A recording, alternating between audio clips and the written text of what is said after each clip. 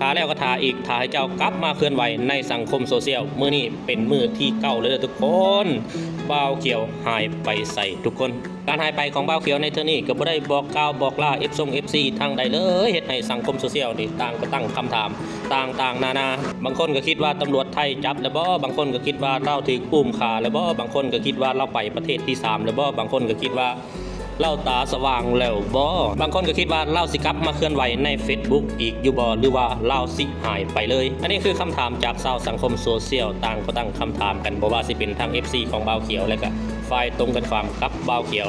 ก็พากันตั้งคำถามต่างๆนานาสำหรับคอยแล้วอันนี้ความคิดเห็นส่วนตัวเด้อในกรณีที่ถูกตำรวจไทยจับนี่คือสิเป็นไปได้หน่อยเพราะว่าบ่าวเขียวนี่บ่ได้เฮ็ดผิดกฎหมายไทยบ่าวเขียวสิวิพากษ์วิจารณ์เรื่องการเมืองของประเทศลาวสำหรับการวิพากษ์วิจารณ์ทางด้านการเมืองนี่สำหรับคนไทยแล้วถือว่าเป็นเรื่องธรรมดาผมเห็นคลิปหนึ่งที่ทนายเดชาเว้าถึงนายกอนุทินเนี่ยโอ้ยโหดร้ายกว่าเว้าเขียวเว้าแต่ประเทศลาวหลายเท่าแต่ว่าเขาถือกันเป็นเรื่องธรรมดาเพราะฉะนั้นกรณีที่ว่าเว้าเขียวสิถือตำรวจไทยจับเนี่ยเป็นไปได้หน่อยเนาะยกเว้นแต่ว่าเว้าเขียวนี่ผิดกฎระเบียบในการลักลอบเข้าประเทศบ่หรือว่าเว้าเขียวนี่ไปเฮ็ดงานโดยที่บ่ได้รับอนุญาตบ่แบบนี้อาจจะเป็นไปได้อันนี้คือกรณีที่1กรณีที่2เว้าเขียวนี่ถือมือมืดหรือว่าเจ้าหน้าที่ทางฝั่งลาวนี่มาอุ้มขาอยู่ฝั่งไทยเรื่องนี้ก็เป็นไปได้หน่อยนะทุกคนเนาะเพราะว่าการเคลื่อนไหวของบ่าวเขียวนี่ยังบ่มีน้ำหนักเพียงพอที่จะให้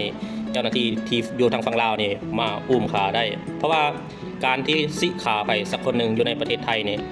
ต้องถ้าแม่นถูกจับไปเนี่ยต้องติดคุกตามกฎหมายของประเทศไทยคือตัวอย่างบ่าวต้อมคดีฆ่าหันศพนะทุกคนเราก็ถูกดำเนินการตามกฎหมายไทยเพราะฉะนั้นเรื่องราวของบ่าวเขียวนี่ยังบ่มีน้ำหนักพอที่จะให้มือมืดหรือว่าเจ้าหน้าที่ทางฝั่งลาวมาอุ้มขาอยู่ประเทศไทยได้อันนี้คือประเด็นที่2ส่วนประเด็นที่3เราอาจจะติดเวียกติดงานติดธุระส่วนตัวของเราจนบ่สามารถให้เรามาเคลื่อนไหวใน Facebook นี้ได้คือมีตัวอย่าง Facebook เฟซหนึ่งที่เคลื่อนไหวเกี่ยวกับการเมืองลาวนี่แหละก็คือ Facebook One Thing to Know Facebook One Thing to Knowนี่ก็เราเคลื่อนไหวเกี่ยวกับการเมืองของเราก็มีช่วงนึงประมาณเดือนก่อนเราหายตัวไปโดยที่บ่ได้บอกลา FC อย่างประมาณเดือนนึงหรือว่า2 อาทิตย์ประมาณนี้แหละทุกคนอันนี้ก็จำบ่ได้ปานใดแล้วหลังจากนั้นเราก็กลับมาคือเก่าหลังจากเรากลับมาเราบอกว่าเราไปธุระส่วนตัวในกรณีที่บ่าวเขียวก็อาจจะเป็นแบบนี้ก็เป็นได้เพราะว่าในวงการนี้เขาอาจจะมีธุระไปเล่นเอกสารของเราหรือว่าไปเวียกไปงานส่วนตัวของเขานะอันนี้ครับก็บ่ฮู้นำเขาคือกันอันนี้คือประเด็นที่3ส่วนประเด็นที่4นี่เอกสารบ่ผ่านหรือว่าไปต่อประเทศที่3บ่ได้ในเมื่อไปประเทศที่3บ่ได้อยู่ในประเทศไทยแล้วไปวิพากษ์วิจารณ์การเมืองลาวก็บ่ปลอดภัยคือดังที่ทุกคนได้เห็นที่ผ่านมานี่แหละเนาะเอาความไปก็คือเรื่องราวของบ่าวเขียวนี่ก่อนเราสิมาเคลื่อนไหวโจมตีรัฐบาลลาวก็เราสิได้เฮ็ดเฟซเกี่ยวกับข่าวต่างๆนานาโดยเฉพาะเน้นข่าวเรื่องเขมรแล้วก็มาลุดมาเว้าเรื่องประเทศลาวได้หน่อยนึงจึงเฮ็ดให้สังคมลาวนี่โจมตีเราอย่างนักและเราก็ได้ออกมาขอโทษสังคมลาวเรียบร้อยแต่สังคมลาวก็ยังบ่ให้อภัยและก็เราสิมีกลุ่มคนกลุ่มหนึ่งที่ต่อต้านการเมืองการปกครองลาวนี่มาเว้าให้คำหวังลาวให้โจมตีประเทศลาวแล้วสิซกยูสินุนหลังให้ไป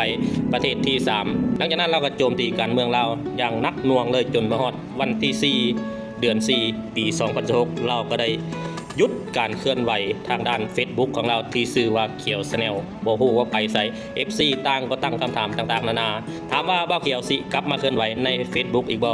ถ้าเป็นกรณีที่3ก็คือบ่าวเขียวไปแลกเอกสารหรือว่าไปธุระของเราเนี่ยเราอาจจะมาเคลื่อนไหวใน Facebook อีกได้บ่โดนดอกทุกคนประมาณ2 อาทิตย์หา1 เดือนเราอาจจะกลับมาเคลื่อนไหวใน Facebook อีกได้ถ้าในกรณีที่ว่าเราถูกล่อไส้ถูกตัวโยกให้เว้าแต่การเมืองการปกครองลาวให้โจมตีรัฐบาลลาวแบบนี้นะในเมื่อเราไปแลกเอกสารแล้วมันบ่ผ่านมันบ่สามารถที่จะไปประเทศที่3ได้แล้วในกรณีนี้นี่เราสิบ่เคลื่อนไหวใน Facebook อีกเลยเป็นจังได๋ก็ตามให้เราติดตามต่อไปว่าเราสิกลับมาเคลื่อนไหวใน Facebook อีกหรือบ่หรือว่าเราสิเงียบไปเลยอันนี้ก็